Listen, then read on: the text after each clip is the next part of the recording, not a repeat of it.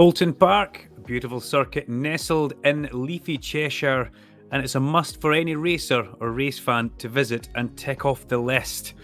It's round 5 of our SMRC eSports Spring Cup, and the championship is extremely tight. Fraser Williamson leading from Michael Weddle, but it's only a 29-point lead with Adam Brown sitting lurking menacingly in third place. Andy Alston joins myself, Duncan, Vincent, for one more evening of bandwidth and banter in the Sim Broadcast virtual commentary box. Andy, personally, one of my favourite circuits that we are going to visit this year, and it's going to be a good race, this one. Yeah, absolutely delighted to be back, and very much looking forward to this one.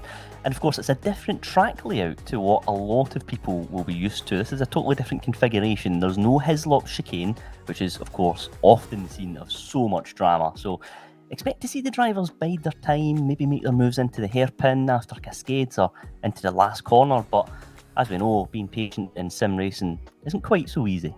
It's not easy at all, no. And with the removal of Hislop chicane, what it does do, it gives us one of Britain's most iconic high-speed right-handers, Knickerbrook.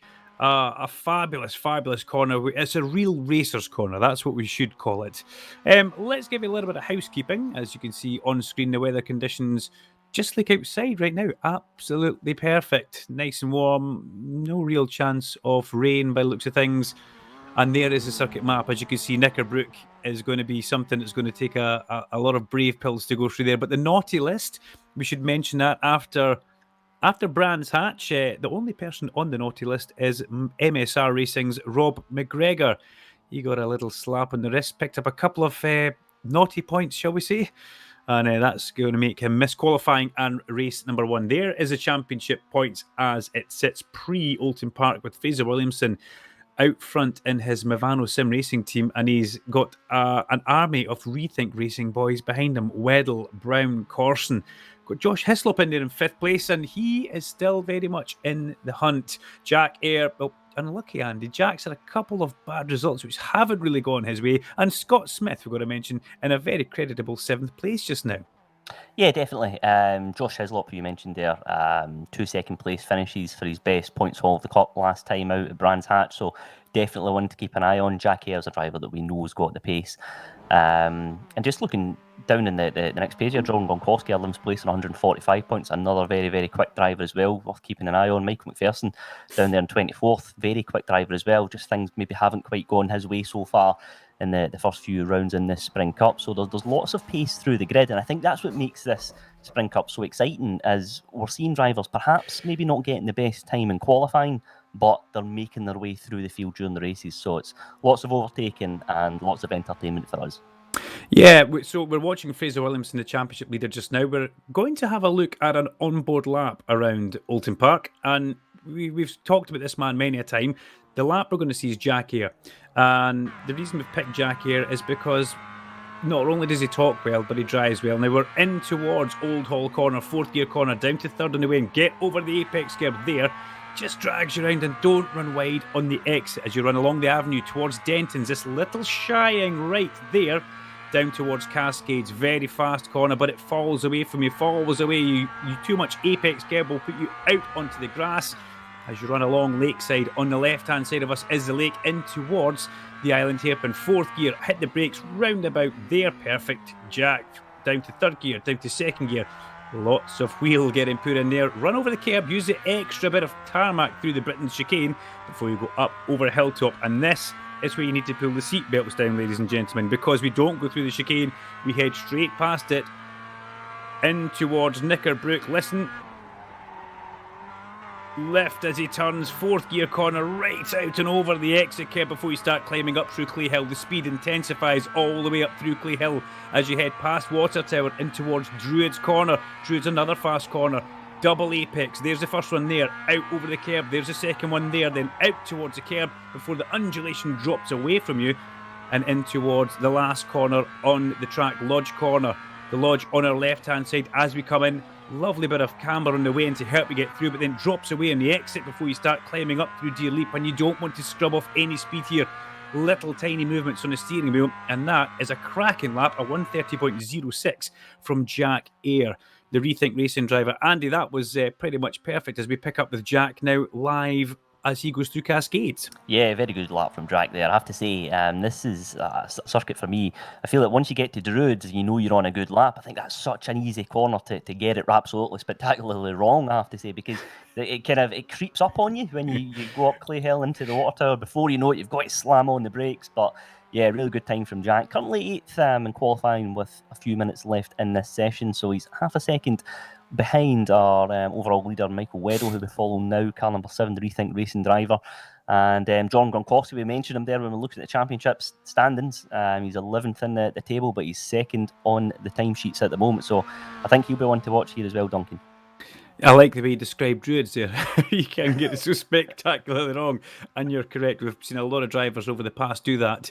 We have got fastest lap of the qualifying session for Fraser Williamson there. I was just about to say we've got 14 cars all within a second, but we have now got about 11 cars there. Aidan Wilson just on the wrong side of the bubble in 12th place to be out with a second. However, Michael McPherson, we're welcome to see him back. And watch this.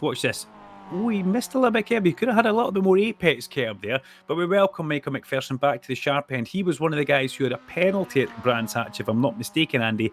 And because of that penalty, missing qualifying, really on the back foot all the way through, as Josh Hislop now goes to the top there. The young quiet man, a 129.2, 4 milliseconds ahead of Fraser Williamson. Yeah, very, very close between both of them. And of course, Fraser Williamson, when we spoke to him after the race last time out at Brands Hatch, he said that this is a track that he's not had a lot of experience on as well. And I just wonder if that's going to make these races even more interesting as well, because Fraser's a driver, of course, we know he's got the pace, but can he string together the consistency over 3 15-minute races? It's going to be very, very interesting to see how that one pans out. Yeah, it's a circuit which demands respect, and you have got to be absolutely pinpoint with every corner, every decision you make. It's an old school circuit, really, isn't it? There's not... It's a narrow circuit. There is a lot of runoff, but it's grass. And unlike these circuits where we started here in America, with the ovals, the rovals, the road courses, you know, Andy, you could get away with taking liberties at corners and you know you're running onto tarmac. Not the case here. If you find yourself on the grass, you'll probably find yourself in a barrier pretty quickly. Dale Smith in the lovely, well, we're going to say white, black and pink with Michael Weddle on the bonnet of that. Flymo himself is on quite a few cars, actually. I think we said that last week, if I'm not mistaken, Andy, when we were at Brands Hatch. And the reason for having Michael Weddle on the bonnet of your Mazda MX-5, apart from devaluing it, I really can't see. But Dale Smith in 21st position here. I've said it, so I can't take that back now. But Dale Smith through Knickerbrook, and that is a proper corner. Looking forward to seeing lap one coming down there.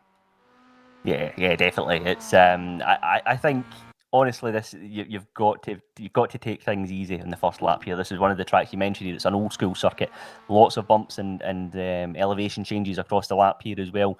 If you try and throw your car up the insides, cold tyres, it's a recipe for disaster. I think this really is, if there's going to be any circuit in this Spring Cup that you've got to take it easy on in the first wee while, it's this one, because it is a punishing circuit, Oulton Park, and with so many cars on the grid, as we know as well, you can quite easily tumble down the order in the space of a couple of corners. Yeah, and a new graphic update. You can see Fraser Williamson, Michael McPherson, Jack Ayre all in the pits, as is Chris Pisuk, and Mark Herron and Martin Buchan. And that brings qualifying to an end here at Oulton Park on a historic island circuit. Josh Hislop bags pole position with Fraser Williamson a lockout off the front row. Cars already starting to magically form in the grid, but Hislop and Williamson with Michael Weddle and Jordan Gronkowski, Adam Brown, Michael McPherson, Rory Bryant, Nathan Lamond, returning Nathan Lamond in 8th, with Jack Ayre, Aidan Wilson, garage mechanic for Knockhill, Scott Smith, and John Duncan. It's followed by Sean Warrington, Sam Corson, Cameron Evans, Ryan Smith, Chris Pisuk, Jackie Chalmers, Mark Herron, John Higgins in 20th. It's Dale Smith, Russell Wheatley, Martin Buchan, and Cameron Ritchie. And these guys only 1.5 off the fastest time, with Buchan, Ritchie, Walsh, Doby, Jones, Vic Covey in 28th place. Vic. Scott Malcolm in 29th, ahead of Dave Noonan in the FedEx car, David Bolton, Jackie Glover, John Proctor, and at the back, no qualifying time for Robert McGregor, and I don't think he does race one either. So, SMRC eSports Spring Cup, round 5 from Oulton Park on the Island Historic Circuit. We are ready to go with this one. A couple of cars still to jump onto the grid. And then we shall be set to go. Josh Hislop, the man in car number 23 on pole position, ahead of Fraser Williamson, Michael Weddle, and Jordan Gronkowski. But Williamson and Weddle first and second in the championship right now. This is a big race. You cannot afford a mistake or to lose big points in this race, because we only have one other round after Oulton Park. Nerves will be building, Andy, because they know how much this really does matter as we look down the grid of Global Mazda MX-5s. Pick a winner. You wouldn't want to pick a winner, really, would you? It'd be so difficult. Let's just hope there's no carnage on the first lap and Hislop can get the car off the line, because that's something we've seen a lot of people struggle with recently. We've seen a lot of people doing big wheel spins and not getting proper starts off the line. As we wait for the red lights to come on in front of us, here we go. We're under starters orders. 1, 2, 3, 4, 5. And it's go at Oulton Park, and it's a good start from the front row of the grid from Hislop and from Williamson. Williamson sliding half a car's length along the inside and takes the lead as they go through Old Hall Corner for the first time of asking as we go towards the blimp. But Hislop's come back round the outside along the avenue, and he takes it before they get to Denton's. Michael Weddle buzzing about like a bee in the background there, and wide goes Williamson and through goes Weddle. Fraser Williamson just a little caught out by the bumps on the way in towards Cascades, but he can now defend on his way towards Island Hairpin on the inside. Hislop away at the front in this one. Adam Brown and Gronkowski also gone past Fraser Williamson. Not the best start from him, but he will take Gronkowski on the exit of that corner before they go up over Hilltop. And now the charge down towards Knickerbrook. Tighten up those seatbelts. Get over towards that left-hand side and take a brave pill side by side. We've got Williamson and Gronkowski. This is not going to work for Jordan Gronkowski. Fraser will take that as they go through there. Jordan about to lose another place if he's not close, and that will be Michael McPherson. But up Clay Hill they go. Thankfully, Andy Alston, everybody through in one piece, and Josh Hislop leads the way. Yes, Josh Hislop managing to retain the lead in this race. Of course, he was on the outside going into the first corner, but that allowed Fraser Williamson to pull up alongside his car, but then he was hung out to dry at Cascades and then lost a couple of positions as a result as well. So it's not been a good first lap for a championship leader, but Josh Hislop, he's well on his way. A carnage at the back there. Yep, we've got car upside down. Ryan Smith rolls along on the roof. That happened at the exit of Druids. And as Andy Alston says, got it spectacularly wrong, but that car on its side. Let's see a replay of what happens here. Tagged by one of the MSR cars. I think that was John Higgins Jr. who got into the back of him. Then upside down he goes after being essentially T-boned. Thankfully, he will get away from that when he's already back in the pit lane. However, that was a large accident as Josh Hislop goes through Cascades. He's got half a second in his pocket just now over Michael Weddle. And Adam Brown behind him as they head towards Island Hairpin. Yeah, a bit of a mistake there for Jordan Gronkowski, and just a little bit wide, and it's Michael McPherson trying to go round the outside, but that's not going to work. Jordan runs wide mid-corner, and that is an opportunistic move from Rory Bryant. Rory Bryant comes underneath the pair of them. It's three away, three abreast over the hilltop. Andy Alston, hold on to your hat, because this will be fun at Cascades. You've got to think that Rory Bryant is in the best place here as he comes through. What's going to happen? Nobody wants to go. Jordan Gronkowski, brave as you like around the outside, and they're now three wide up Clay Hill. Yeah, and Rory Bryant just had to back out there, and look at that, he's now been compromised. He's got Nathan Lamond alongside him, look to try and make a move, and it looks like one car's just gone wide and into the grass. Will he get collected on the exit? We'll have to wait and see. That was very, very close. I think he's managed to get away with it, but then Rory Bryant's had a little bit of a nibble there coming out of Druids, but it's it's all beginning to kick off now as we get to the end of lap number 2. Well, that was quite exciting. Three wide down towards Knickerbrook, then three wide up Clay Hill with almost the same cars, but thankfully everybody does get through. The gap at the front now down to a tenth of a second from Hislop to Weddle, with Adam Brown and Fraser Williamson, Gronkowski, McPherson, yes, ahead of Scott Smith. Scott Smith in 7th place. Fabulous running from the garage mechanic from Knockhill. But Michael Weddle is starting to hunt down Joshua Hislop as they go along Lakeside in towards Island Hairpin. Will he have a look at the inside? No. Josh Hislop brakes as late as he possibly can. Weddle looks like he's run a little bit deep there, but that'll allow him to cut back on the exit of the corner and hopefully get a good run up over Hilltop. Adam Brown as we jump on board with now the Rethink Racing driver, car number 8. Down towards Knickerbrook we come. There's somebody ahead of them on the road as there's a car round the back. That's Sean Warrington. Round the back of the Island Hairpin in the wrong place. Andy, they take so much apex curb there, they're actually completely off the ground going through the apex of Knickerbrook. Yeah, total commitment required to maximise the pace going in there and take that pace with you up Clay Hill and then into Druids as well. As you look at car number 27, Rory Bryant, the green and white car, he's coming under a lot of pressure there from Aidan Wilson and Sam Corson looking to make a move, but Rory's living to fight another day. And it's been an interesting one here as we look into the last corner here, Lodge Corner. Jack Hare looking to make a move. It's almost 3 wide there, but Jack, car number 13's got the inside line. The purple car manages to make that move stick on Scott Smith, and he's into 7th place with Michael McPherson close by as well. Fastest lap of the race that time round to Fraser Williamson, the man in 4th place who doesn't know the circuit that well, as Smith goes side by side with Hare, and that is good driving from the pair of them. That's going to give Scott Smith the upper hand through Denton's, and he will hold that position through Cascades. That's a scalp for Scott Smith to be taking there. He'll be happy with that one.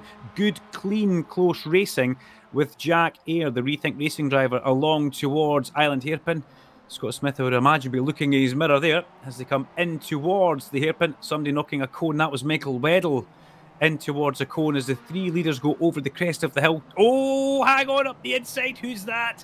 Nathan Lamond getting very much involved in that. And that's Chris Pisuk getting into the side of... Was that Nathan Lamond there? Oh, dear. And Sam Corson involved in that as well. Andy, things getting a little bit fraught in the mid-pack, and we're only 5 minutes into the race. Yeah, it's a couple of cars looking to send it up the inside of the hairpin. That is going to be one of the key overtaking opportunities, though.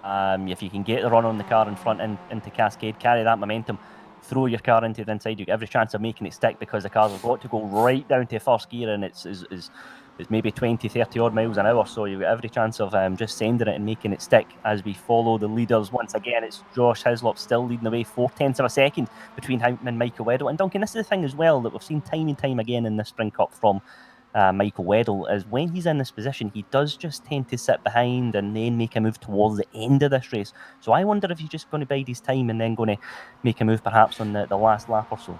Yeah, you're bang on, Andy. He did that at the ovals in America. We saw him wait, play a waiting game, almost sandbag he did, as we were on board with Jack Hare there, and he's trying to have a look at Scott Smith, but this is now Michael McPherson, and there's Jack Hare ahead of Scott Smith now as they go through Cascades along towards Island. So the front 4 are away. We've got Josh Hislop, Michael Weddle, Adam Brown and Fraser Williamson, then a big gap back to just the 2 cars ahead of this. We have got Jordan Gronkowski, Michael McPherson, Jack Hare and Scott Smith. So it's 2 groups of 4 just now over the crest of the hill. Behind Scott Smith, there's a good couple of seconds back on the road to Rory Bryant, who's in 9th, and he's got Aidan Wilson all over the back of him like some sort of infectious rash. That's John Higgins Jr. He will know that he caused that accident earlier on, and he's not a dirty driver, but that might be playing on his mind as he comes up behind Chris as they go through Knickerbrook. That was a hold your breath moment there, Andy Alston. Certainly was, yes. And you know, we expected it from this track. It's a really challenging circuit, and yes, it's been good to see that most cars have managed to survive the first race so far. Of course, plenty of time for that to change, but Michael Weddle still in 2nd place in this race. Gap is remaining around that 4/10 of a second mark. Looks like Jack Hare's he's got a couple of cars close behind there. It's Michael McPherson and Scott Smith. Looks like he's managed to make that move, but I think Michael McPherson, I thought he was going to throw that car up the inside there. He's just thought better of it, and all 3 of them have run wide here as they make their way into Cascades. Yeah, Jordan Gronkowski just ahead of these 3 cars. They're all having a battle. Scott Smith sends it up the inside of Cascades to try and get past Michael McPherson, but McPherson just leans on the front driver's wing, or the front right wing, I should say, of that MX-5. Good move there from both drivers. No harm, no foul, but Scott Smith showing he's trying a little bit of contact into the back of Jack Hare from Michael McPherson. Then that puts Scott Smith on the inside of McPherson as they go over Hilltop, but Scott not with the greatest exit because Michael was able to open up the steering wheel a little bit quicker and pick up the revs as we come down towards Knickerbrook. Smith tucked right in behind. That's not an overtaking place, Scotty. No, as they go through Knickerbrook on board. Fabulous camera shots from our partner Sim Broadcast here as they pick us back up through Clay Hill towards Druids, and Jordan Gronkowski all the time with these 3 guys taking lumps out of each other. Jordan just disappearing up the road, and that will be where he wants to be. At the front though, 3/10 of a second is the gap from Josh Hislop back to Michael Weddle. No, it's not. That 3/10 of a second has now come down to 1/10, and Weddle is starting to make a manoeuvre here. Whether Josh Hislop made a little bit of an error there on that lap, because side by side and towards turn one, round the outside goes Weddle. That's not going to work. He's going to run wide on the exit of the corner across the grass and heading towards the Avenue and Cascades through Denton's now. A little bit of side-to-side contact on the way in, and there's damage on... Is that damage on Adam Brown's car, or is that a paint scheme that he's got on the bonnet like that, Andy Alston? Well, either way, it's certainly catching the eye, that's for sure. But Michael Weddle, I wonder if he's maybe perhaps sustained a little bit of damage in that battle. He's just dropped off a little bit now, though, I have to say. And I wonder if this brings Fraser Williamson into contention here as well, because, of course, he's been sitting in fourth place for much of this race. Letting the 3 cars in front battle, Josh Hislop's not managed to get away from them. And looking at it, he's taking a very, very... he's got a back mark to contend with, who's taken a very narrow line, but it looks like all 4 of the leaders have managed to get through unscathed. And let's see if Michael Weddle can make a move this time round. Cameron Ritchie, the back marker, who's a lap down, involved in an incident, so he stays well out the way of the 4 leaders there. And look at this, though. Look who's on the back of this pack still. Fraser Williamson learning every corner, every time he goes around this circuit. He's going to have to try and get past Adam Brown. He'll do it nice and cleanly, and then all he really needs to do is follow Michael Weddle, and we'll see exactly what happens here. Weddle's looking up the inside of Josh Hislop as we go on board with Michael Weddle now, but no, decides better off it. Josh Hislop's pretty strong in the back end of that circuit. He's managed to put 3/10 of a second into those guys now, as Scott Smith is ahead of Michael McPherson now. So Scott Smith in 7th place. McPherson heads for the pit lane. Is that a drive-through penalty? McPherson will not be happy. That's a long, slow pit lane when you have to do a drive-through penalty. But that takes a lot of pressure off Scott Smith. He and Jack Ayre, 6th and 7th, can really focus on trying to catch Jordan Gronkowski, who's just up the road in 5th place ahead of them. As we see the 4 leaders from our lovely blimp camp as we come along Lakeside. Let's see who brakes. Let's see if there's any improvement in the braking for these cars. Adam Brown quite strong and late in the brakes. They all concertina up, as you would expect. That's what happens. But look at Josh Hislop. He manages to free the car up mid-corner, and he gets a better mid-exit off that corner. So Hislop really is using his I'm going to say European prowess here, because he's a man who's raced in Europe in the BMW. He knows what he's doing.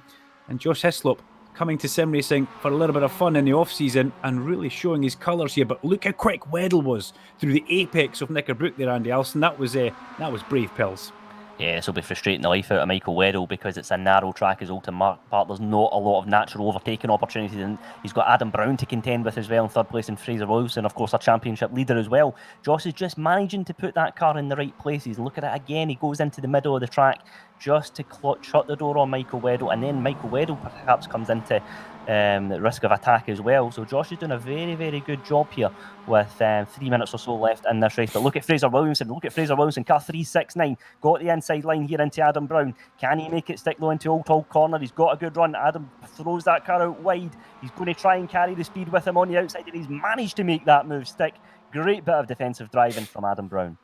And look at the car just off the back. That was Cameron Ritchie, who was the back marker, let him go past. Cameron, great turn of speed. He's managing to follow the leaders around the circuit here. But you've got to watch what you're doing as well, because Michael Weddle tries he may to get past because of the nature of Oulton Park Circuit. He might try and line a move up, but it could be almost counterintuitive, and it could let Adam Brown get through, as we have seen a couple of times happen before. But right now, there was a bit of a gap between Weddle and Brown, but that is starting to quickly come down. Adam Brown, I think, is one of the quickest cars in this pack. If he can catch back up to Michael Weddle, these 2 at the back, they could be the danger. Number 8 and 369. Let's see how this unfolds as we are 12 minutes, almost 30 minutes into the race. This is about to be Andy Alston. Will it be our last lap, or we'll get another lap in a bit? We'll see. Because what Josh Hislop really wants to do here is drive as slow as he can, and that's Dale Smith facing the wrong way at the island hairpin. And was he pushed, or did he jump? Let's see a replay as they come in towards the hairpin. Dale Smith in the pink 42. The yellow car of John Duncan goes, up the inside, but there's contact. Whoa, big contact, and unlucky for Dale Smith. Round he goes. And John Duncan involved in that one as well. Fraser Williamson, though, has managed to get past as they come over the checkered flag. Is that the checkered flag? It's the last lap flag, sorry. There's a flag getting moved there. We're getting all excited. This is the last lap of the race, Andy Alston, and Fraser Williamson is now in third place. Yeah, it's a very good move there by Fraser, but look how wide he's gone there on the exit of the first corner. That's going to bring Adam Brown right back into contention. But look in front, the blue car of Michael Weddle. This is the last lap. He's got to make a move now. 0.2 of a second between him and Josh Hislop. And let's see, Fraser Williamson again wide, very, very wide again. His car 369. That must certainly be an off track for Fraser. Michael's just, again, looking to throw the car up the inside. I just think he's a little bit too far up behind. But look at that. Adam Brown throws that car in the inside. Can he make it stick, though? It looks like he's got a good drive on the exit. But, it's very, very close between these two. Yeah, but look at the gap at the front now. Through that last little series of corners, look how much Josh Hislop has managed to pull out. This is half a second in the pocket of Josh Hislop just now as they come through Knickerbrook for the last time, bounce over the apex, right out to the exit curb, and they climb Clay Hill. If I was Josh Hislop, I'd be looking in my mirror thinking, so far so good. This is looking like job done if I get through Druids, because it'll take more than an earthquake for Michael Weddle to catch up that as much as Weddle tries as they go through. The gap stays at 4. It's down to 0.3 of a second, but along in towards the last corner, and this is Lodge Corner here at Oulton Park. Josh Hislop breaks down through the gears, through the apex of the corner, and accelerates out before he goes up Deer Leap towards a very well-deserved checkered flag. 15 minutes off the race complete, and it's a win for Josh Hislop, second for Michael Weddle, third for Fraser Williamson, and Adam Brown comes home in fourth place. Jack Eyre just sneaks ahead of Jordan Gronkowski with a great result for Scott Smith in seventh place. Everybody else comes through. Rory Bryant, Sam Corson, Nathan Lamond on his return after missing the last event comes home in 10th place. Andy Alston, that was a sensational race. Certainly was. Credit to Josh Hislop because he was under sustained pressure from start to finish there. Michael Weddle just could not make a move. But third place, the final man on the podium, Fraser Williamson, I suspect he'll be quite happy with that. He got the late move to secure that podium place. But crucially, what that does mean as well is he only concedes 4 points in the championship between him and Michael Weddle. So as things stand, Fraser Williamson has got a 25-point lead now at the top of the Drivers' Championship. And that's, and bearing in mind he was saying to us that he's not a fan of the circuit, he's not done a lot of racing here. To get on the podium, that was good going there. And he had to fight hard with Adam Brown to try and get that podium. Race number 2 is just a couple of minutes away. Don't go anywhere. Grab something cold from the fridge or hot from the kettle, whatever your tipple is. And try and sit down and try and compose yourself like myself and Andy Alston will do in our sim broadcasts. Virtual commentary box, live stream partner for your sim racing event. We've got some great pictures from Pete and Mo. They're the calmest guys I've ever met when it comes to setting up this, Andy Alston. You've got to agree with that. They make our job so easy. Oh yes, very composed. They do a great job, I have to say. I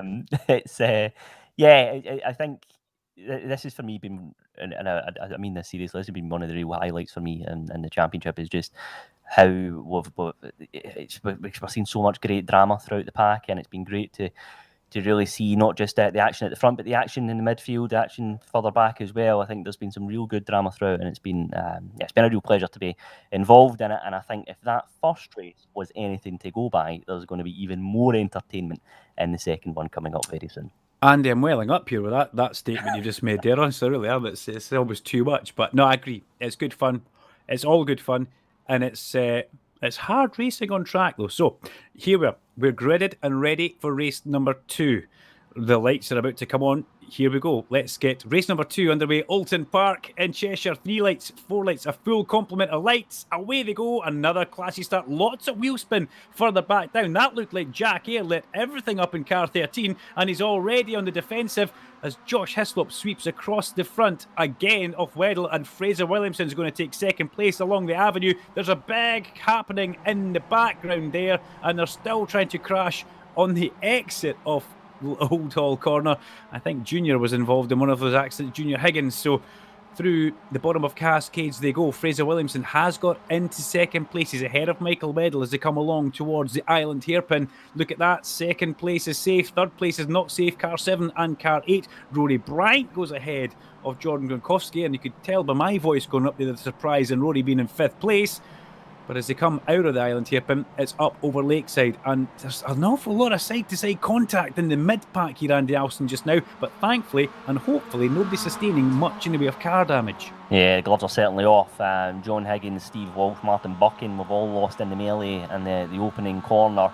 But it's Josh Hislop who still leads the way, and it's Fraser Williamson into second place. So Fraser Williamson's made one place past Michael Weddle at the start.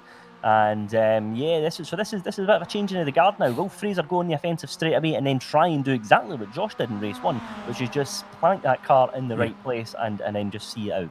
Yeah, control it at the front. He's trying to go around the outside. Oh, I can't believe they're seeing this. He's trying to go around the outside at the last corner. He's going to compromise himself. He's sideways. He hits Weddle. There's contact with Williamson and Weddle as they go up Deer Leap, side by side over the start-finish line. They go. And Hislop is still in the front. Adam Brown wanting to pick up the pieces. Williamson just breathes out of the throttle pedal and lets Weddle go past. And there's a little bit of contact with Brown and Williamson now. And that's what Fraser Williamson and Alston cannot have. He cannot have contact with other cars and get taken out as Adam Brown sees that he's a little bit lame and goes for the jugular as they go through Cascades there and takes that third place, and down to fourth goes Fraser Williamson. So Fraser knows that he's in a battle here. He knows it's gloves off stuff. It was never going to be easy for him, and it's just got a little bit harder as we see Gronkowski going through the shop there. Aidan Wilson goes up the inside of Cameron Evans. Classy little move from Aidan there, as somebody has a little bit of a wobble or gets a little bit wiggles on the exit of the corner. A car 222, that's Nathan Lamond. The returning Nathan Lamond now has Aidan Wilson chasing him down towards Knickerbrook. Single file stuff through here, please, gentlemen. Yes, it's Cameron Evans. He attacked that like a rally god there, I've got to say, going in there in his iron blue coloured car. Up over the top of Clay Hill. Back we go to Druids with the leaders. It's Hislop, Weddle, Brown and Williamson. Underneath the Carlo Bridge, heading towards the last corner, Jordan Gronkowski runs wide, but he manages to control that and stay on the track. Yeah, just noticing with Fraser Williamson into Old Hall Corner and Cascades, he runs that car out very, very wide, and that seems to be compromising him, and that's when the likes of Adam Brown and Michael Weddle are looking to try and make a move. So I just wonder if he just maybe takes a little bit of pace off it, whether he can maybe begin to settle, and then he can make a move into the hairpin. But I think that those first two corners are really catching Fraser out. Brilliant. Aidan Wilson on board through Old Hall Corner, all over the back of Nathan Lamond in the MSR car. Look at that. Brilliant run for Aidan Wilson. He's on the back of Peacehook now as they go in towards the Dentons and Cascades. What's going to happen in front of him here? And round the outside goes Nathan Lamond. I'm surprised that that's happened, and they're all going to kind of bottleneck up on the exit of the corner as they run along Lakeside. This isn't finished yet. There is a change about to happen for the lead. Almost, not quite. We've got Josh Hislop still fending off Michael Weddle, but the gap is ever diminishing as they go over the hilltop in towards Knickerbrook. Fraser Williamson is very much not done in this one. He has, luckily, though, got a bit of a breather behind him, so he doesn't need to worry too much. He might be weighing up his options. What do I do here? Do I try and sit back and let the carnage unfold, or do I fight my way back to the front? Thing is, Josh Hislop right now is doing a fabulous job, but is Adam Brown going to make that manoeuvre stick? He tried to go side by side with Weddle up Clay Hill in towards Druids. You've got to see Andy Alston. 10 out of 10 for effort on that one. 10 out of 10 for bravery as well, if you're going to try and throw a move into there, I have to say. Adam Brown's, again, he's throwing the car up the inside here now into the last corner. Doesn't quite get the momentum though, and that allows Fraser Williamson to come back into play here as well. Car number 369 in fourth place at the moment. Adam's just getting caught out there a little bit, and he risks being sprung, a surprise being sprung on him once again here by Fraser Williamson and beating him to that last podium place as things stand. Driving on emotion there, I would say. Adam Wilson gets caught up with Peacehook on the main straight there, but yeah, Adam Brown just looked like he was driving on a little bit of a ragged aggression and emotion rather than thinking about where he was actually going to try and get the next pass from as they're side by side through Denton's. Aidan Wilson on the inside. That is a good manoeuvre, and he'll have that one sealed. Cameron Evans tries to follow through as well and kind of jimmies his car into a gap, which technically wasn't there, but he made it. And Jimmy, that's a technical word there, as in towards the island hairpin we come. Aidan Wilson gets across the apex curb, and this, I've got to say, Andy Alston, if these cars all finish, I'll be very much surprised, because oh dear, at the back, John Duncan, with quite a bit of damage, has just entered the building. Yes, just thinking that there, 9 cars going into a hairpin doesn't normally end very well, but credit to the drivers there, they managed to make that one stick. It's, I think I'm just beginning to get used to the sight of so many drivers all fighting for the same bit of tarmac. But yes, there's Del Smith now, car number 42, 17th place for Del at the moment. He's not managed to make up any places as things stands, but the car in front of him, Michael McPherson, up 14 from the start. Of course, he had that drive-through penalty towards the end of the first race, so Michael's certainly making some moves as things stand. But yeah, we've got just under 10 minutes left in this one as we follow our leaders once again. Josh Hislop taking a very, very defensive line. Look at that. He's forcing Michael Weddle to take a narrow inside line. But then this is the thing. He gets the inside line here, does Michael Weddle. But now, if he can make it stick, let's see. Because, look, you've got Josh Hislop. You've now got Adam Brown bringing into contention. And that's exactly what I was expecting to happen there. Josh Hislop then throws his car wide to give him the inside into Cascades. So what we're seeing here is drivers are making moves into Old Hull Corner, but they're not necessarily keeping a position. Michael Weddle now looks a little bit compromised because Adam Brown's now into second place in this race. And Fraser Williamson is all over the back of him. Fastest man last time round was 9th place Jack Eyre. After not the greatest of starts for Jack, he is on the comeback, but Scott Smith has just gone ahead of him into 8th position. But yeah, you're correct. A few moves getting done, but drivers then losing straight away on the exit of the corner. And also, it's almost like you need to set a manoeuvre up on a corner earlier, if you know what I mean.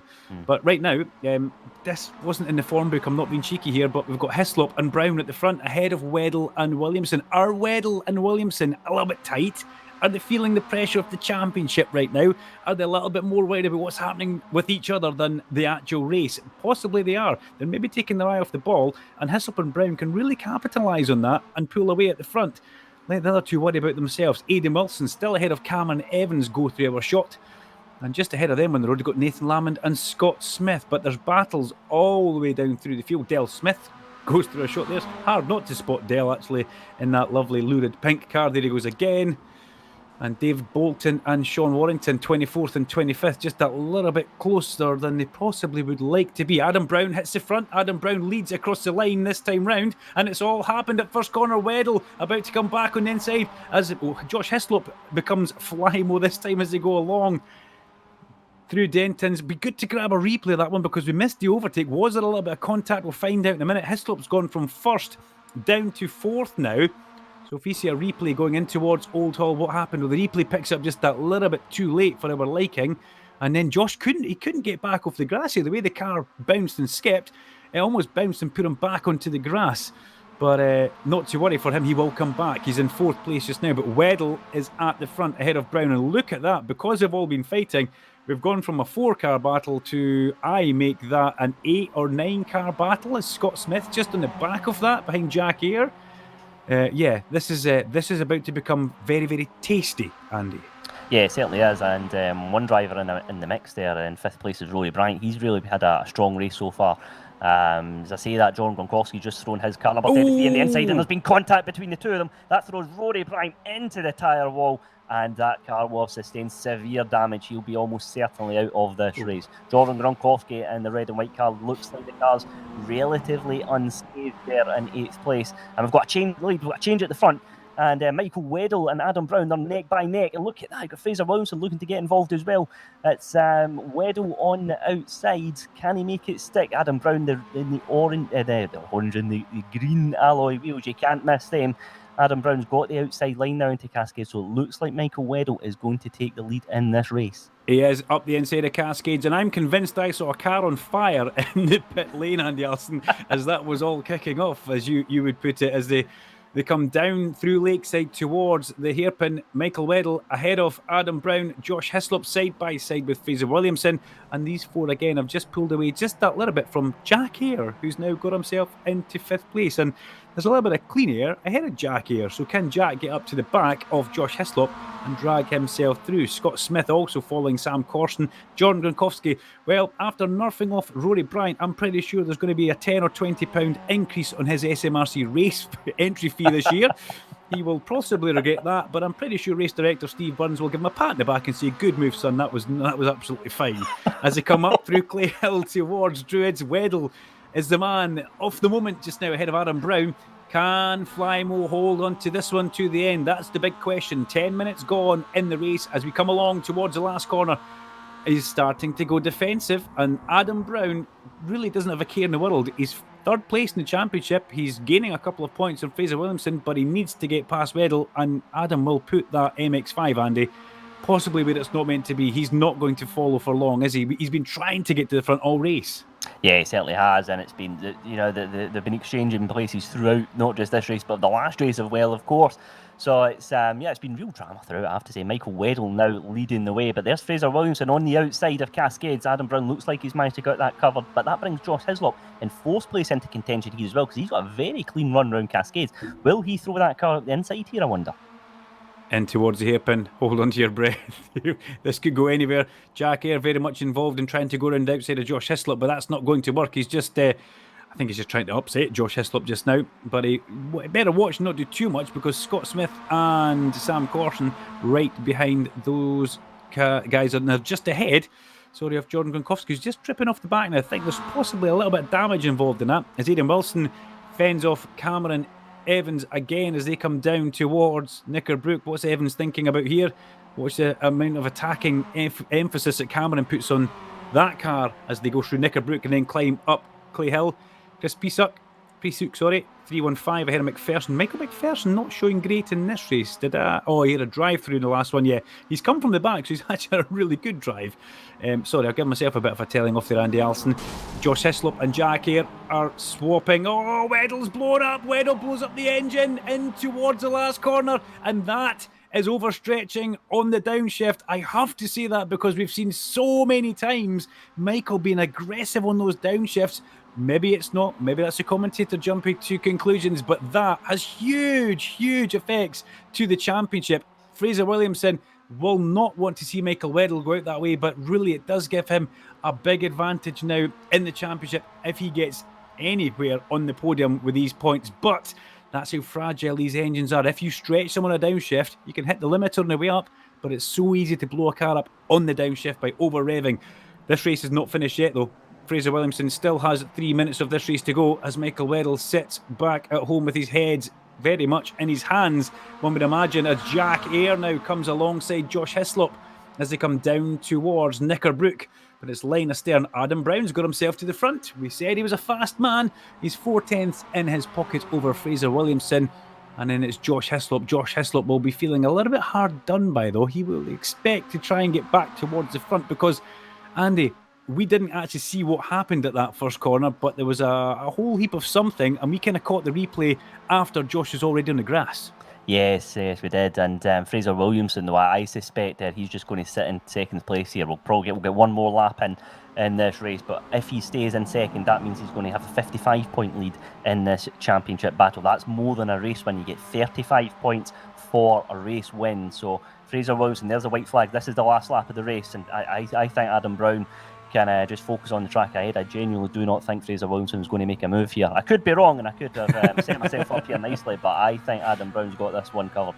Crash, bang, wallop, screech, yeah, you can almost see it. It's written in the stars just now as they come down through Cascades. It's Brown with 0.2 of a second over Williamson, and Williamson's got a decent enough buffer, I've got to say, I think, over Josh Hislop, or has he?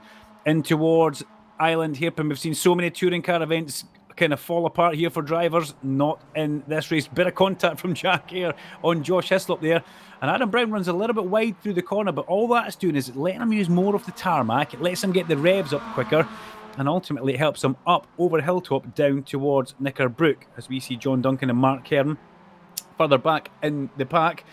Yeah, John Duncan with a reshaped Global MX-5 boot lid there. Yeah, look, that's had a fair old hit up the back, or he's reversed into something, which could be possible for JD Bear.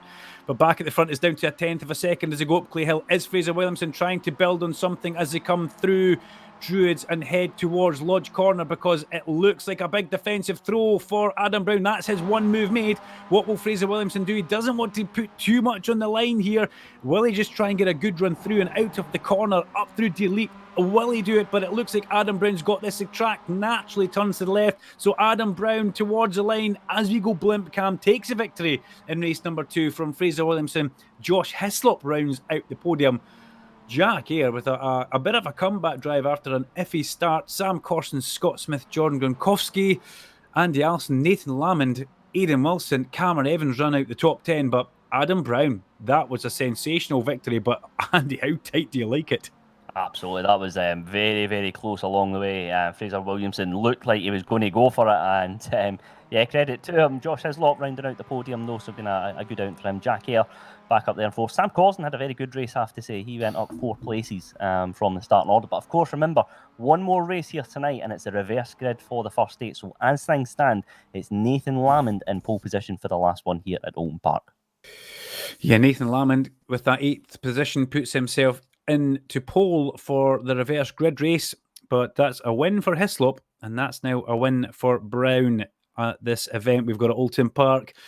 Michael Weddle. Well, I'm imagining that there will be a rapid fix in the garage, and this is something that I haven't had before in e-race. I've not seen anybody blow up in eSports. Andy, talk us through what happens to Weddle now. So Michael, he can make a kind of fast repair here and get round this, so he will be able to start this race. However, I believe he is a classified finisher essentially, so he will be able to make his way up the order. You can get points from as of 25th place on the grid here, but it's going to be another repeat. We've seen it earlier in the season as well. Michael Weddle making his way throughout the pack is going to have to do the same here again for the last race, but of course, as we've seen here so far tonight, it's very difficult to make a move stick. I never noticed my good friend Scott Smith getting a 4th place in that race, actually. That was a sensational run for Scotty to get himself into 4th.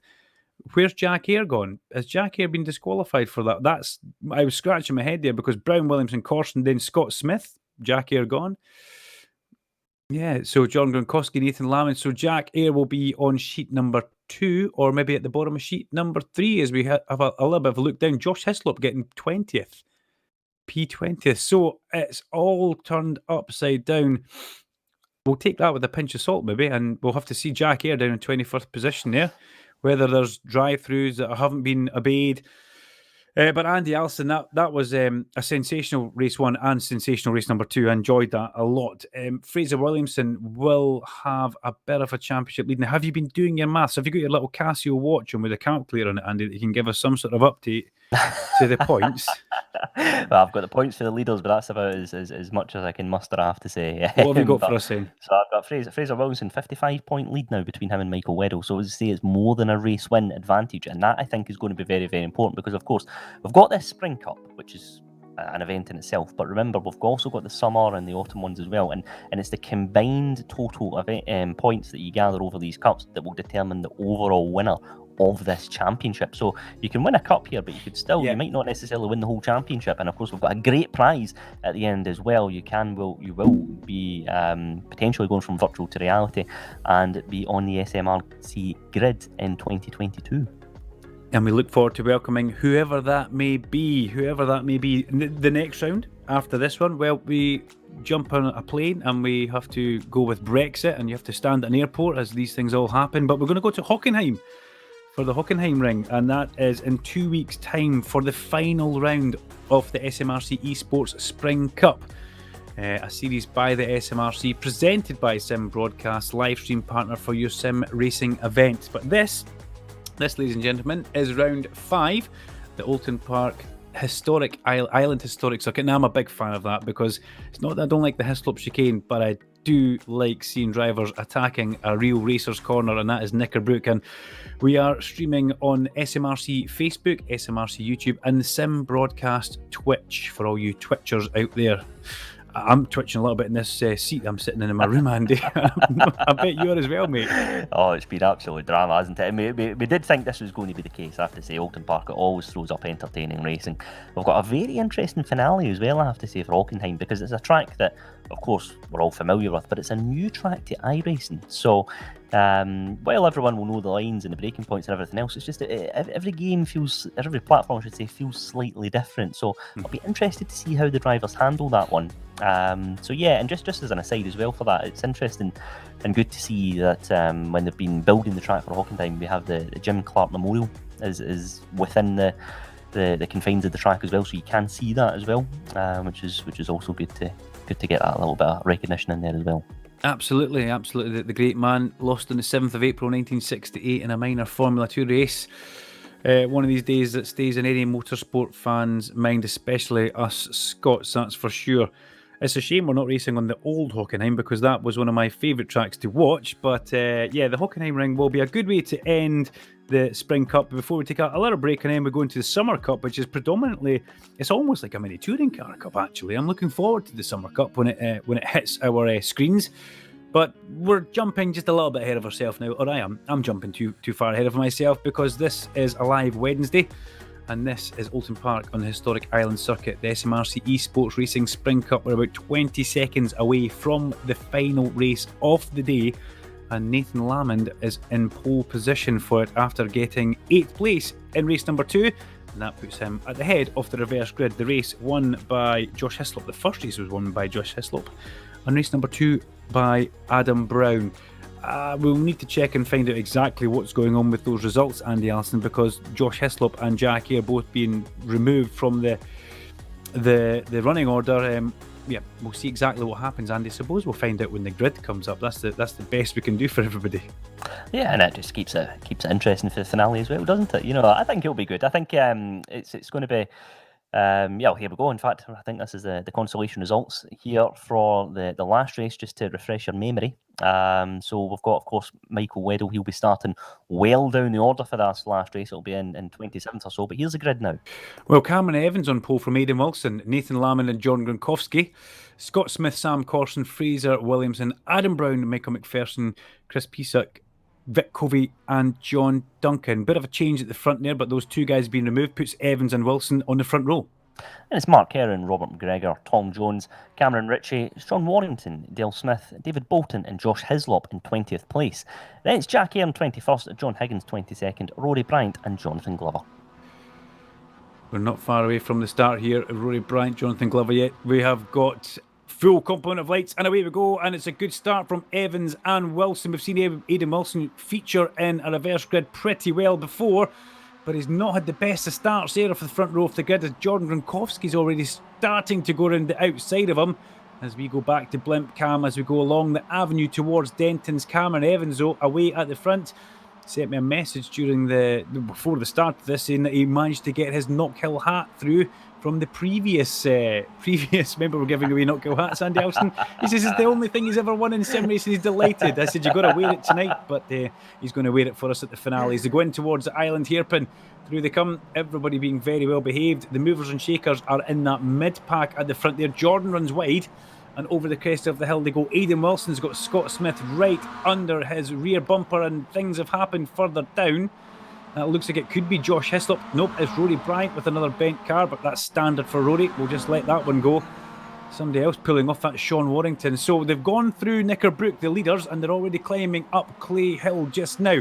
And a bit of a lead at the front for Cameron Evans, but here comes Adam Brown. Fraser Williamson's ahead of him on the road. He's already in 5th place for Fraser Williamson. So a fabulous start from him, Andy Alston. Yeah, he's making moves there. John Gronkowski just going backwards, unfortunately. It was a promising couple of corners, but he's lost 3 places on the first lap. So John's got a little bit of work to do here. As we see, car number 8, Adam Brown, gets the move done on the inside. And look at that, you've got Sam Corson looking to get involved as well in the kind of blue and black silver car just behind. Yeah, it's been lots of drama here in the opener, and it's Cameron Evans still leading the way. It's a gap of almost 2 seconds between him and Nathan Lamond. That's a very good time as well there from Cameron Evans, I have to say, for a first lap. Okay. 135.6. P21 just now. Keep your eyes on that. P21 for Weddle. We've seen this. We saw this at the Roval. Remember the Roval where he had to start way back, and he came back. Did somebody get turned along the avenue there, or was that my eyes deceiving me? But Michael Weddle just now is on the comeback. Can he get at least into the top 10? I think so. Can he get any higher than that? Well, it's a tall order round here. Evans, Lamond and Smith, the top 3 in towards Island Hairpin, and through they come. Aidan Wilson just behind him, side by side with Fraser Williamson. What's Aidan Wilson going to do here? He's not going to be able to hold that off, really. And I'm pretty sure he'll let Fraser Williamson go because he knows there's a bigger picture for Fraser. Jordan Gronkowski pops out, passes Adam Brown. I wonder if Adam Brown missed a gear there, if that's at all possible. Maybe didn't click the finger, engage the paddle, do something. But yeah, Adam definitely lost a huge amount of momentum. And you don't normally see cars passing that quickly. As we come up towards Druids, look at the line of them here. Some cement dust getting kicked up as well there. But Scott Smith has got Fraser Williamson behind him now in 3rd place or 4th place. Williamson looks at it and said, Fraser Williamson can smell a race victory here. I've got to say this, taking nothing away from anybody else in this race ahead of him, but Fraser Williamson is the foreman. He is fast, and these guys at the front can tell, they can sense that the shark is very much coming.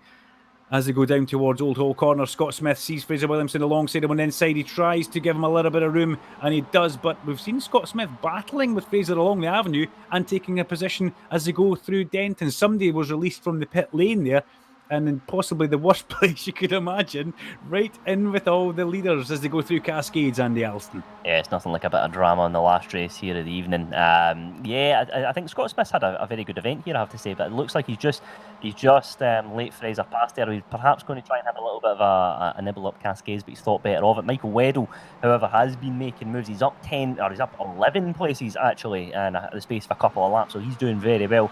Aidan Wilson, however, he's 6th place. He's dropped 4th from the start, and he's got a swarm of cars around him as well. As Aidan, car number 12 here, he's got Adam Brown looking to make a move, Sam Corson there as well, but Aidan's just managed to close the door there into Knickerbrook as they make their way up Clay Hill. But yes, this is where we're starting to see some of the guys making moves, and it's only the 3rd lap of this race. Fraser Williamson into 3rd place now, so he has disposed of Scott Smith. Scott now trying to fend off Jordan Gronkowski as they go underneath the bridge towards the last corner. Williamson looking up the inside of Nathan Lamond, but he has got time on his side. There's a song in there someplace. I'm not going to start singing. There's contact. Round goes Lamond. Now, did Nathan Lamond go himself, or did he jump, or was he pushed? We need to see a replay of that one. Fraser Williamson was very, very close to him, but let's see exactly. Did he take too much apex curb, get on the power and spin the back wheels of that one? Here's a nice replay of it. Through they come. Oh, there was contact. Williamson drives into the back corner now. Will that come with a penalty? Will that be a slowdown? Will that, Andy Alston, could that be a drive-through? Well, it could also be a penalty that's given after this race, because of course the results of any of these races in our SMRC championships are provisional. The drivers can submit a protest after the race. They've got an hour or so to do that, and what you have to do is you have to give the lap, the corner and details of the incident. So the stewards, our virtual clerk of the course, Steve Burns, they can impose time penalties after this race as well. So we keep an eye out on the championship order after this one. Fraser could well be receiving a bit of a time penalty. Tell you what, Scotty Smith in 82 smells a race victory here, or at least a podium. At worst, as he goes up Clay Hill, that was a move and a half on Jordan as they're going towards Knickerbrook. Jordan possibly not thinking Scott was going to be that brave and gallus, but now Jordan side by side with Adam Brown. He's over the apex curve, don't have contact there. Jordan still trying to hold on to that MX-5 as it bounces its way through the double apex off Druids there. Then Adam chops the nose of him as they go in towards the last corner. Williamson's trying to go round outside. That is Sam Corson. Bang! He's hit hard as well. Sam Corson spins round.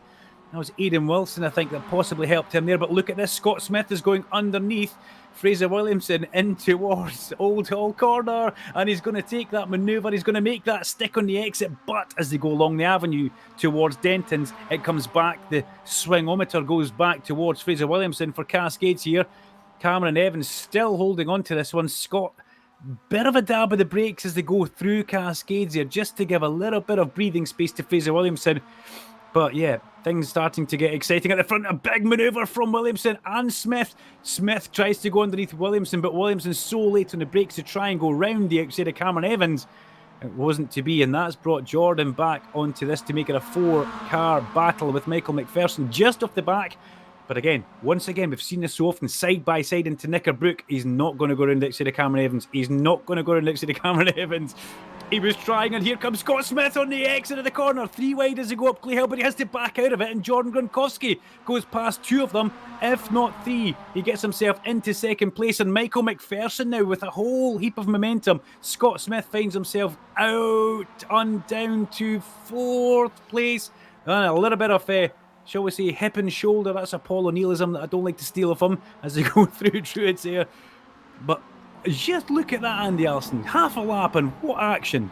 Great drama there. Fraser Williamson in the lead of this race. Great driving from Jordan Gronkowski there, I have to say as well. He picked his moment and timed that to perfection. But look who is in 8th place of this race. It's Michael Weddle. Michael Weddle is up 19 places from where he started in this one. So it's been a great bit of driving from the Rethink Racing driver. We're about halfway through the final race here this evening. And it looks like there's contact there with Jack here.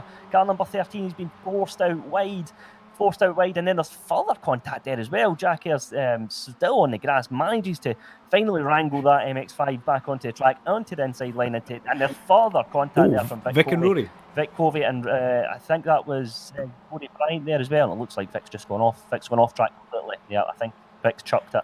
Can you hear me chuckling? Vic Covey and Rory Bryant come together at Cascades. I've seen that happen in real life, gentlemen. But yeah, Fraser Williamson now at the front from Jordan Gronkowski, from Michael McPherson, Cameron Evans and Scott Smith. So it's all happening as they go through Knickerbrook again. Michael McPherson very, very brave. There's a bit of contact with Scott Smith and Cameron Evans. And Scott Smith will still be probably ruining the fact that he just had to have a little bit of a lift going through Knickerbrook when he maybe should have kept his foot in it. But, you know, it's very easy from the sim broadcast commentary box to say that when you're not sitting in the car, things happen. That's Jonathan Glover very much facing the wrong way as he spins that around. Let's see a replay of Jonathan Glover. He's got Adam Brown behind him. They both come into Knickerbrook. They turn in. What happens? Oh dear. Bang. Bosh. Spin, crash, bang. Adam Brown. That's not the best thing to have done to poor Jonathan Glover there. Don't think he quite deserved that, but yeah, it does happen, unfortunately, Andy Alston. Along the avenue we go with Williamson, and Jordan Gronkowski has found himself, well, got himself into second place in this one, and he deserves a victory, doesn't he? He wants a victory as, again, Scott Smith, wrong place, wrong time, unfortunate thing on the track there, and he's now got Josh Hislop all over the back of him as they go in towards the island hairpin. Yeah, absolutely. And Michael McPherson on the final step of the podium. As things stands, he's on track for his best result of the season. Up until this point, it was 4th place in the opener at Road Atlanta. Michael's a driver. We spoke about it at the start of the show. We know he's got the pace, and this is him now proving just that. It's been a very, very strong drive from him so far in this race, up 6 places from where he started. And let's see if he can just manage to hold on to that final podium place. We've got Jordan Gronkowski hot on the heels of Fraser Williamson. We've got Michael Weddle as well, up to 7th place. A little bit of a gap, though, between him and the car in front, which is Josh Hislop. So a little bit of clear air for Michael Weddle, and we'll see if he can pick up some further points in this one. I can't see him catching up with Josh Hislop, to be honest. I think Josh is just too far ahead for Michael. But is this kind of cementing a championship by Fraser Williamson? As we stand on the race just now, Scott Smith and Cameron Evans. I gripped my pencil harder than I've ever gripped there. There's like a front brake and a bike. Dearie me, I thought Scott was going to actually go into the cockpit of Cameron's car. Both drivers not wanting to give an inch. Smith comes back on the inside. Blimp cam, brilliant camera as we see through Old Hall. Will there be a cut back on the inside from Evans? No, Cameron Evans decides better off it. He's got Josh Hislop now. What can Scott Smith, the garage mechanic, do about Michael McPherson, the British Championship Formula Ford racer, just ahead of him as they go through Cascades with 11 minutes of the final race of the day from Oulton Park gone? Well, it's all still very much up in the air. Jordan Gronkowski is only 0.2 of a second off the lead. And we know that Jordan, well, he can be quite energetic with his moves, if that's the right way of putting it kind of correctly, as you go over Hilltop. There's Michael Weddle understeering his way wildly through the hairpin, trying as much as he possibly can. Andy Alston, no matter where he finishes right now, this has been a fabulous drive from him to come from all the way down back up to 7th, wherever he finishes. But you've got to say, Fraser Williamson, if he takes a maximum away from this, Andy, it does put the championship kind of towards the 369 car. Yeah, it would give Fraser Williamson a 79-point lead as things stand. However, I do wonder if there is a post-race protest coming in there from that incident between himself and Nathan Lamond on the 3rd lap. I think there may be a protest in there, so these points, they are provisional. But look who's in the lead of this race for the moment. It's Jordan Gronkowski. He's made a move, but he's not quite got the drive on the exit. So Fraser Williamson hanging on to the lead of this race. He's got the inside line, though, into Old Hall Corner. But as we've seen time and time again, that doesn't necessarily mean that you're going to hold on to the position. So if Jordan is brave here on the outside, he could make it move into Cascades. And look at that, he's just gone a little bit wide, though, so he's lost momentum. That brings Michael McPherson into play here there as well. Michael McPherson in 3rd place, car number 16, looking to also get involved. Jordan Gronkowski looks like he's managed to retain the lead, but can Michael follow him through? Can Michael follow him through here? Looks like he is. Oh, this is so close to call. But Fraser Williamson, as things stand, still second place in this race. But there's more drama as they come into the hairpin. And Scott Smith's giving it, go on, go on, go on, get involved with each other. I whack. These three cars might not end up on the track, and I could get the race lead from where I am in fourth place just now. But that was a good move from Jordan there. He got Jordan really, really late on the brakes, held his nerve, held his line. Michael McPherson went for the late break, high, wide and handsome NASCAR line, but it didn't work out for him. Fraser Williamson finds himself back into second place as we are 13 minutes gone in the race. Next time round, easy for me to say, Andy, it should be the last lap, and Michael Weddle still on his own in 7th place. Josh Hislop's too far ahead for him to do anything else, and agonisingly for Michael Weddle, you can see these guys all battling ahead. What he will be hoping for, some tyre smoke, some debris, and you never know, somebody parked at the side of the road, but he will be ruining that engine blow up in towards the last corner in race number 2. Through we come. We're about to cross the line at Oulton Park for the last time. The white flag flies. And it's Jordan Gokowski in the lead of this race. It's the white flag out, so it's the last one here tonight. And got Cameron Evans 5th place as things stand. He's got Josh Hislop putting him under pressure here, looking to perhaps try and make a move as they go into Cascades for the last time. But we're back on board with our leaders. Fraser Williamson 3rd place, and Michael McPherson into 2nd as things stand. Along Island towards the island hairpin, Lakeside I should say, and yeah, Jordan Gronkowski still holding off. Scott Smith's back in the game. He's back in the game, and he's on the back of Fraser Williamson as they come up over Hilltop. Smith goes back towards NC. He just doesn't have enough of a power up to get along past here. Let's see how he gets on as they go in towards Knickerbrook. Smithy looks up the inside, but not to be. Williamson knows that there's far too quick a corner for him to do that, and Scott Smith can hold off. John Gronkowski leads as they go up Lakeside, and behind them, Josh Hislop and Cameron Evans still very much involved, Andy. Yeah, absolutely. It's been pure drama throughout here, and I suspect it's not over yet with a couple of corners to go, and just Josh Hislop can't quite manage to make that move stick. Michael Weddle there lurking in the distance in 7th place. Then it's Jack Hare, his Rethink Racing teammate, in 8th, but we'll follow our leaders here as well for the last time because the checker flag is out. And here it comes. It's Jordan Gronkowski, Michael McPherson 2nd. Looks like Fraser Wilson just a little bit too far back this time round. Jordan Gronkowski wins race number 3 at Oulton Park from Michael McPherson and Fraser Williamson. Scott Smith comes home in. Scott Smith's 4th place. Fabulous. Josh Hislop 5th. Cameron Evans in 6th. A little bit of drama there at the end as well, Duncan. Yeah, lost a little bit of stream there, Andy, but fabulous stuff. Fabulous racing from everybody. I enjoyed that race, and Jordan will be happy with that one. Michael McPherson and Fraser Williamson. Well, he doesn't get the big extension that we thought of in the championship, but it's still pretty handy, Andy.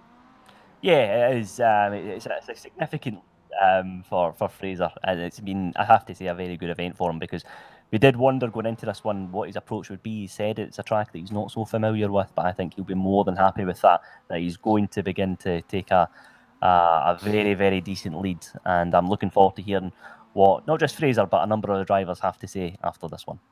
Let's hope some drivers pop over to Discord, and we will be there in just a couple of minutes as John Proctor crosses the line with, is that Dave Bolton? It is that. So Discord, Andy Alston, as the waiting room fills up with some drivers for us, Duncan, Vincent, Andy Alston, we'll grab a quick glass of water, the athletes that we are, in our sim broadcast commentary box here, and we will head across to Discord. Until then, guys, sit tight, don't go anywhere. Some driver interviews coming straight up.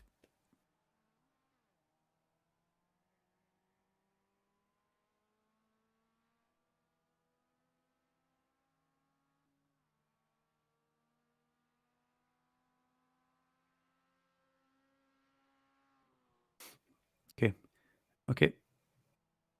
I'll unmute on Discord then if you want me to do that. So the results from the final race there, after a classic battle towards NC's, Jordan Gronkowski, the victor from Michael McPherson and Fraser Williamson. Scott Smith comes home in 4th place ahead of Josh Hislop. Cameron Evans, the pole sitter, in 6th place, with Michael Weddle all the way from the back of the grid up to 7th place, with Jack Hare in 8th. Again, Jack Hare with the comeback drive. Adam Brown, Nathan Lamond, Ryan Smith, Sam Corson, Aidan Wilson. Tom Jones was 14th ahead of Sean Dobie, with Jackie Chalmers, Cameron Ritchie, and in 18th place, John Duncan. And then Russell Wheatley, Dale Smith, Dave Noonan, Rory Bryant, David Bolton, John Proctor, Mark Heron takes the final points paying position. Scott Malcolm, Chris Peasook, Steve Walsh, Jonathan Glover, Robert McGregor, Vic Covey, John Higgins, Sean Warrington and Martin Bucking rounding out the order for the feature race here tonight. And what we'll do now is we shall head towards our waiting room and we'll look at the list. I think we've got to get a race 3 victor in first of all, because he's had one of those seasons where it's been up and it's been down. And Jordan Gronkowski, we've got Fraser Williamson, sorry, I was thinking you were Jordan there. Well, first of all, Fraser, nobody likes to see their championship rival explode, or that sounds a bit severe, blow up an engine in towards the last corner. But, unfortunately, points makes prizes, and you've come away with this a good bag of points for this event, mate. Yeah, it made my life a lot easier than what it was going to be, because that was carnage, to say it nicely, up at the front. It wasn't the most pleasant race I've ever been involved in. And obviously you're behind that, did you know that Michael had blown up? Could you see that there was an issue with his car straight away? Yeah, immediately in iRacing you see black smoke come out the back and the engine going. So thankfully I saw that and he pulled off smartly and kept it to the inside and we kept on going. It's something that I noticed from testing and I had to change my shifting technique to avoid that. So I knew it happened to somebody at some point tonight in there when they were shifting to second. I just didn't expect Michael to make that mistake. Did your focus then shift after that? Did you then start thinking championship? Were you driving a little bit tight at all tonight as well? That's one thing I did say that in the broadcast. Maybe you and Michael were maybe just keeping an eye at each other and forgetting about what was going on around you. I knew that there was no point in me trying to pass the first 2 races. I was just trying to survive and get a podium, stay within a car of Michael, and I didn't really care and knew that I just get a solid reverse, and as long as I'm in front of him in the reverse, it'll even itself out for the championship. That was my main goal, was just to not lose points, because I knew this was going to be, well, as we saw, not the cleanest of races, a lot of moving people off the track, that sort of shenanigans. So it's just a matter of just surviving the shenanigans and hoping to stick with them in points. Fraser, a little bit of a moment between yourself and Nathan Lamond in the last race as well, just coming out the final corner. Was there any concerns, a little bit of damage maybe getting picked up as a result of that one as well? Yeah, my front left was pretty ruined from it. I had not as much straight line speed as normal. I think it's my front left out of that. I got front left damage from somewhere. I don't know where. But yeah, I had damage from that and from another incident.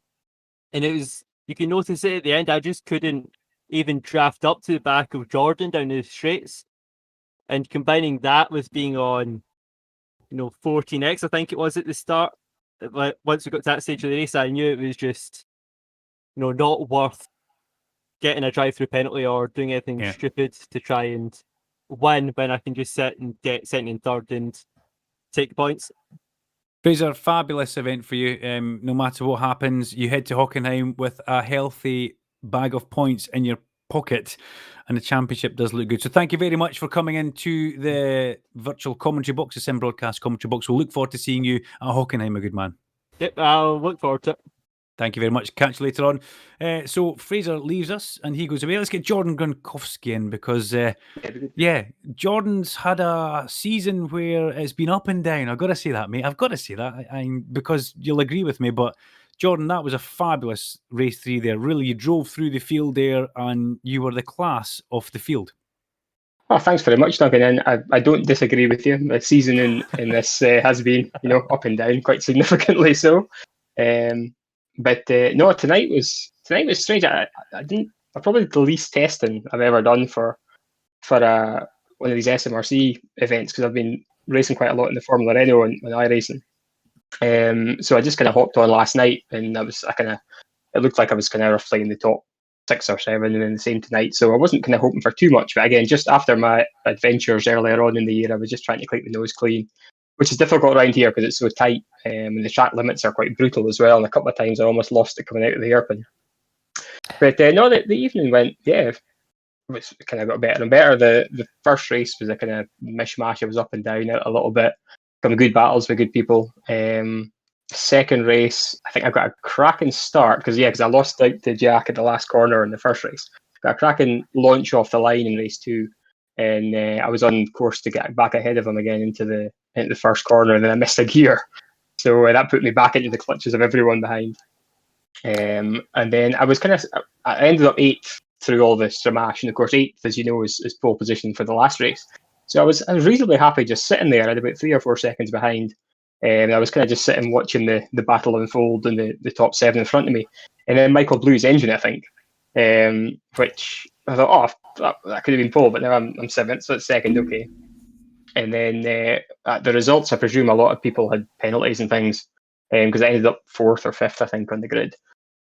So again, from there, keep it clean early on, but you get wide a little bit and make a couple of mistakes, and other people make mistakes. You're up and down, and then eventually it kind of settled down. When I got up to, I think I was lucky at one point out of is it Knickerbrook, that the fast right-hander.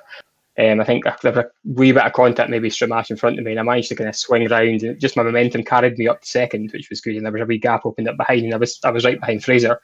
And I thought, well, quite happy just to sit on his bumper, and hopefully I'll take advantage of his toe, and pull away. And as the laps went on, we didn't pull away, and I think the pack started to catch. Was it Michael McPherson was coming through? There was Scott Smith as well. And then with like 2 or 3 laps to go, I thought I'm going to have to make a move, because in every braking zone I was kind of backing off early, did not get too close, and then braking early. But I thought I'm going to have to make a move if I'm close, and I was close into the last corner. I overcooked the move a little bit. Again, I'm struggling with the brakes tonight. Excuses coming out, obviously. Got in front, and then just managed to hang on to and then I got the white flag came out last lap. Wow, already. So just keep it smooth, keep it clean, and then couldn't believe it. Crossed the line and took our first win in the Spring Cup. So over the moon. No, it was good to watch, mate. Congratulations. And the thing is that it's a tightrope in this game, isn't it? It really is, because you try and make one move, and then you maybe put yourself offline, and then somebody's coming underneath you, and so much can go wrong. But are you still enjoying it? Is it still good fun to do? It is. It's great fun. It's not so much fun when you get involved in incidents, but very few, if any, of the incidents are malicious. It's all just mistakes, and it's so easy to make mistakes in the sim because you haven't quite got the awareness you have in real life. I'm lucky enough to have 3 screens, so I can have a bit of peripheral vision, but some people don't. And obviously it's difficult for them to judge. And obviously the depth perception thing, I know some of the guys race in VR, which maybe helps, but it's so difficult to judge your braking, whereas in real life you just get that feeling you brake a little bit earlier, so it's not to hit the guy. Yeah. It's so easy to overcook things in the sim. So it is that. And then here, especially in the hairpin, it was, you could, if you brake too early, somebody's up your inside. If you go too wide, somebody inside. You go narrow, somebody comes around your outside. So it was just trying to stay out of trouble and not spin. No, I think the chat rooms are getting quite salty as well, so we'll let you go and join in, Jordan. Thank you very much for coming into our commentary box. I sound like my son there when I say salty. He tells me these cool words to say nowadays, and I would say there's aggro. But listen, thank you very much. Keep up the good work, and I'll look forward to seeing you in Hockenheim, and then for real on the 6th of June at the SMRC. So thank you very much, mate.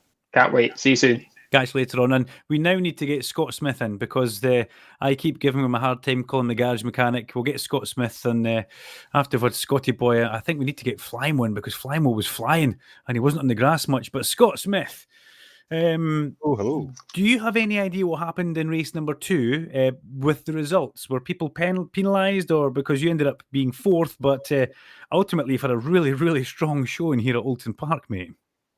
Yeah, noticed that, Dunk, because obviously I was sitting P7 and that put me in P1 for the reverse grid, and I was thinking, brilliant jackpot, and then the grid came out, and for some reason I was 4th. So, somebody must have got penalised ahead of me, and positions have changed. So, as what it is, I enjoyed tonight. What can you remember about race number? Oh, I'm lost now. Race number 3, Knickerbrook. You were just about to go underneath the 2 leaders. You had to lift out, and then Jordan come past you. Was there just no room for you to keep your foot in it, and you're going to hit the back of them, or is this? Am I talking about a point that you can't even remember? Yeah, tonight was pretty much a blur, man. That was proper elbows out, door-to-door racing. It was insane. Absolutely fantastic racing with the guys. I can't remember much, to be honest. Duncan, I need to watch the stream back myself. Andy, Alston, and me were sitting there, and Andy, you've got to say, some great racing tonight, and Scott really did shine in our eyes, didn't he? No, it certainly did, Duncan. And I think the thing is as well, Scott, is because it's there's been lots of drivers trying to make moves on the outside into Oulton Corner, and then their opponents getting the cut back into Cascades as well. Just talk us through a little bit of how you were kind of defending and attacking to that part of the lap. We'd done a bit of practice during the week, Andy, and I'd ran a lot of drills with other drivers without them really knowing, putting the car on either side, seeing what I had to do to get the drive out of the corner, essentially. And there was one of the, I don't know what race it was, race 1, 2 or 3, but one of them I had set someone up perfectly going into the hairpin, and I had run that deep in I actually got the switchback. I think it was Jordan. And I got the switchback on him. They run down to the little right-hander down the bottom of the hill. But it's just all about setting up for getting the drive out the corner onto the straights, really. No, you done that really well. You did. You shone tonight, mate. And yeah, I'm tell you, I'm proud. I really am proud. You're out there with all these guys that have done real world racing. You know, they've done a bit of sim stuff as well. And Scotty, you're fabulous. So thank you very much for coming to the Sim Broadcast commentary booth. We'll look forward to seeing you at Hockenheim in a couple of weeks' time, mate. Thanks, guys. Superb job. Look forward to it. See you then. Thank you very much. We'll catch you later on. Okay, let's get flying one, and then we'll get as many as we possibly can. And Michael Weddle, the man who come through the pack like a raging bull there. But also, Michael, gotta say, I think he must have gone down the gearbox like a raging bull in race number 2 and popped the engine. Are we correct in saying that? Absolute rookie move. Oh, gutted. But, you know, at least I don't have an expensive engine bill to pay. So, you know. No, but you were knee-deep in cogs going in towards the last corner, which is never the best, is it? No, definitely not. Yeah, just down the gearbox too early. I got a bit of contact with Fraser earlier on, so I was down on straight line speed, so I was just trying to maximise the engine braking as much as possible. Got a bit too greedy on the downshifts there and blew it up. That's one of those things. Michael, what's your thoughts on the championship now as well? Because obviously Fraser's managed to increase the gap a little bit. Yes, this is one cup and it's the overall championship's over a number of different events, but is that going to play on your mind a little bit going into Hockenheim? Going into Hockenheim, I'm just going to be the same attitude, really. Just go into it and see what happens and kind of hope Fraser has some bad luck. You know, with the drop round in force, anything can happen. Just need Fraser to maybe have a wee bit of bad luck. Yeah, as soon as I looked at the stands and seen Reed was in first and fighting for the lead, I was like, oh, typical. Gets through the pack quite easy. But no, just keep your head down and keep going and see what happens. And one thing as well, sorry, Duncan, I was just going to say as well, I noticed in the first race, Michael, what we've kind of seen a lot from yourself is sitting back just off the leader and then timing the move towards the end of the race. Is that something that you're doing deliberately, perhaps in practice? You're working with your Rethink Racing teammates, or is it just a case where you're just picking the moment as you see fit? It's just a case because it's 15-minute races. You kind of just want to build up a gap, so there's no point doing any unnecessary driving really at the start of the race because you're just going to get swallowed up by the people behind. Your best is just try and work together with everyone and can race one. I was just trying to sit behind Josh as long as I could, just to try and build up a gap. So if you do make a move and it all goes wrong, you're only going to lose a couple of places rather than a whole load of them. Did you expect the bare knuckle fist fight that you were involved in tonight? Because the four of you guys at the front, it was pretty intense. But I asked Fraser this, and I think I said this halfway through the broadcast. At one point, did you tighten up at all? And did you start looking at Fraser and thinking about the championship and kind of not really pay attention to what was going on around you with Adam and Josh? Yeah, it was kind of a case that like the fists came out today. Everyone was kind of just smashing into each other up at the front, which was a bit unusual. To be honest, I was just trying to be a bit mindful of what Fraser was doing, just try and keep an eye on him. Like, if I was going to make a move, would Fraser get by me if I messed that up? So it was kind of just keeping that in the back of your head to make sure you don't do anything that's going to sacrifice it, that would give Fraser an advantage, basically. But going into Hockenheim, I'll be full guns blazing, got nothing to lose now, so just got to keep going for it. Yeah, just mind the corn rods and the big ends and the down changes, okay? You know. Yeah, the hairpin going into Hockenheim is definitely going to worry me. Seeing 10 grand plus the downshift, you know you're stretching that bottom end. But Michael, Thank you very much. Great comeback drive. We'll see you in Hockenheim. See you later, guys. Cheers. Thank you. Okay, let's get Josh Hislop in now. Because Josh Hislop, winner of race number 1. We don't really know what happened to the result of race number 2. But Josh, that looked from when I was sitting, race number 1 looked like a difficult race, driving in your mirror, but also driving incredibly fast for the victory. Yeah, it was a really tough race. I think just not quite being able to break the slipstream at the start was that kind of made it difficult to pull away. And then in race 2, we're just unlucky that we picked up a little bit of contact, and then I had damage, and then there was just a few small taps here and there, and then the incident points added up and ended up with a penalty. Josh, what's your thoughts going into Hockenheimring? Because it's a relatively new track for iRacing. Have you had much experience on it at all? No, I've not driven it at all, so I'm looking forward to trying out a new track and seeing what it's like.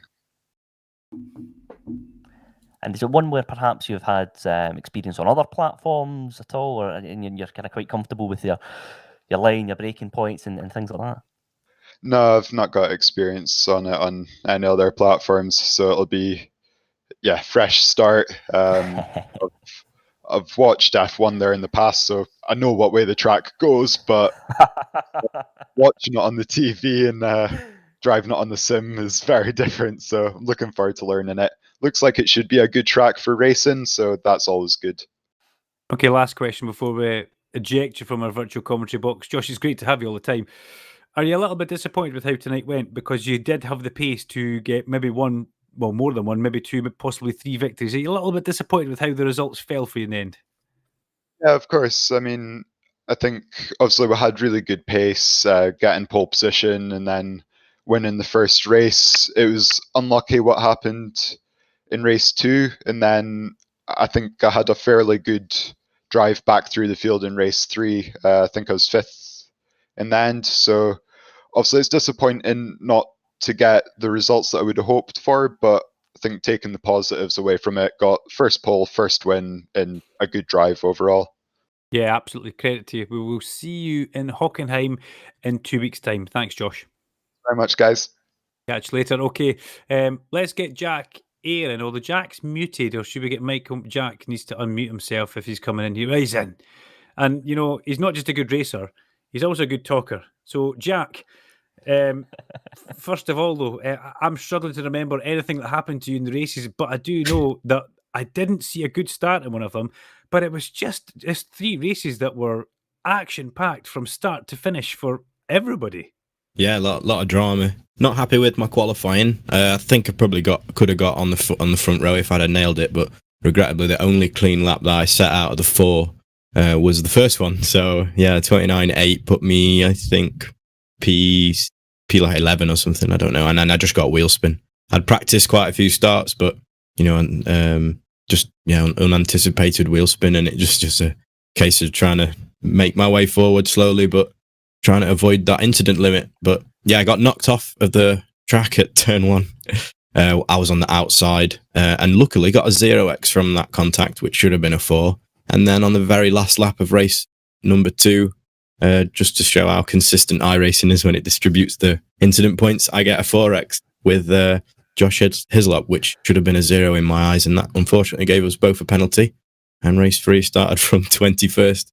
And I don't even know where I finished. So yeah, I just want to enjoy these races, you know. No, Jack, it was 8th place in the end, up 13 places from the start as well. And it was both yourself and Michael Werrell both making your way through the field. Tell us a little bit about your approach to that, because Oulton Park is a difficult track to overtake in any event, but on this island historic layout as well, it's even more tricky. Yeah, it's really tricky. The momentum in this car is absolutely everything. So even if you are faster than the car ahead of you, if you're slightly offline and you have to lift a little bit more than you'd like to, you just lose all momentum. So it was just a case of staying close, waiting for people to make a mistake. There was a few incidents up ahead of me that I managed to get out of the way. I got past Jordan Gronkowski because I think he had a collision, with another car. And the same with Tom Jones and Cameron J. Ritchie as well. Those two came together in Lodge, I think, towards the end of race number 3. And yeah, it's just incredibly difficult to overtake. And yeah, when you get close, my biggest problem is I trust everybody around me as though they're my teammates. And I can't do that because, unfortunately, not to disrespect anybody else, but I trust my teammates a lot more because they're a lot closer to my pace. And the pace difference is incredible when you're on the brakes and someone's braking 40 meters early. And you're just unsighted by it. You have to avoid. It's hard to judge the competition around you. Now, you're a man who has done a lot of sim racing. You were battling very hard with number 82, Scott Smith, who's a garage mechanic, a very good one, by the way, at my work at Knockhill Racing Circuit. So what was it like racing with Scott? Because we watched you two guys exchanging position, not trading paint, but, keeping it pretty clean, but also going very fast. Yeah, I love racing with Scott. I think it was towards the end of the Lockdown Cup when everybody else sort of caught up to the pace that I'd somehow found earlier on. Throughout the practice sessions leading up to the official races as well, there's been plenty of opportunities for me and Scott to race wheel to wheel, and whether it's in practice or in the race, 99.9% of the time it's always clean. So it's good to have good to have somebody that you can rely on to have good racing with. Yeah, great stuff, Jack. We look forward to seeing you at Hockenheim in Germany in a couple of weeks' time. Thank you very much, and we'll catch you later on, mate. Thank you, boys. Thank you very much. We'll get Michael McPherson. We'll just finish with Michael McPherson. He's been in the room since the very start. Sorry, Mikey. I've kept you waiting, but I always save the best till last. Round up your evening for us. How was it? You've actually just had me running across the room. I didn't even realise I was in the waiting room, Duncan. But no, it was great fun. Made that a bit hard for myself, didn't I? First race I got a bit caught out. I think Jack was mentioning it there with the X's, and I'm not too sure how they're distributed because there's a few times where there was an incident in front and I was too busy trying not to hit the cars in front. I probably backed it up a bit too much and got about 12 X's from cars behind hitting me, just trying to avoid incidents. So I ended up getting a drive-through in the first race and then went too fast through the pits in the drive-through and got a stop-go. So started back in 30th for race 2. So that was great fun. I really, really enjoyed that. Looking forward to Hockenheim for the final round. Yeah, and I think I've learnt my lesson that you really do need to test for this. The guys at the front are just that quick. Up to this round, I just didn't really have the time to put in some testing, but had a couple hours spare this weekend. Yeah, it's made a big difference.